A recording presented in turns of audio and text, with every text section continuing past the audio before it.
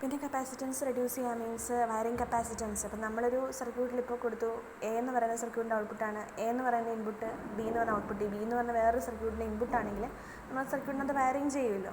അപ്പോൾ wiring capacitance കുറയ്ക്കില്ല, length of the wires maximum കുറയ്ക്കും, നമുക്ക് ഡിലേ കുറയ്ക്കാൻ പറ്റും, അതുപോലെ തന്നെ ഈ പവർ ഡിസിപ്പേഷൻ കുറയ്ക്കാൻ സാധിക്കും.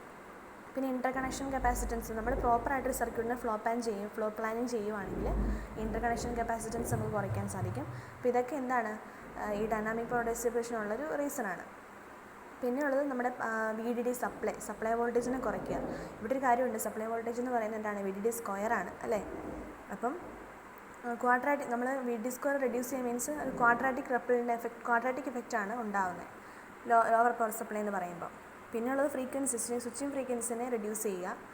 അപ്പം ഇങ്ങനെ ഫ്രീക്വൻസിനെ റെഡ്യൂസ് ചെയ്യുകയാണെങ്കിൽ നമുക്ക് എന്ത് ചെയ്യാൻ പറ്റും, ഡൈനാമിക് പവർ ഡിസിപ്പേഷനെ കുറയ്ക്കാൻ പറ്റും.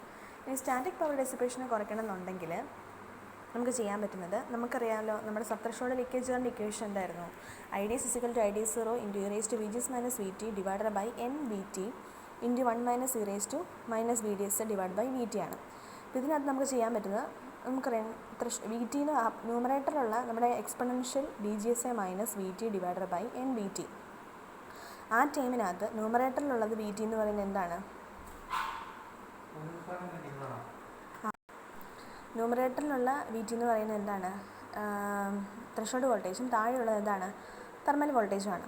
അപ്പോൾ നമ്മൾ ത്രഷോൾഡ്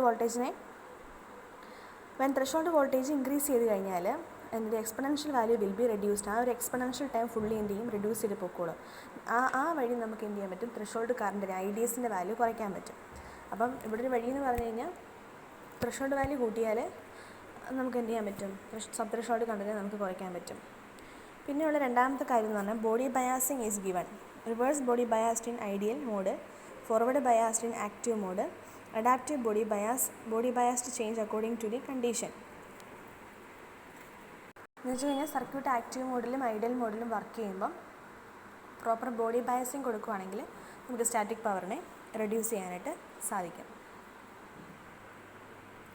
പിന്നെ നമുക്ക് നെക്സ്റ്റ് ചെയ്യാൻ പറ്റുന്നത് pseudo NMOS and only current source intensely draw static currents they can be turn off. അതായത് ഇത്രേ ഉള്ളൂ.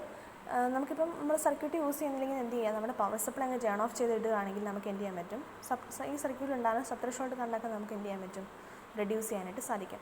അപ്പോൾ ഇത്രയാണ് static power dissipation, dynamic power ഡിസിപ്പേഷനൊക്കെ വരുന്നത്.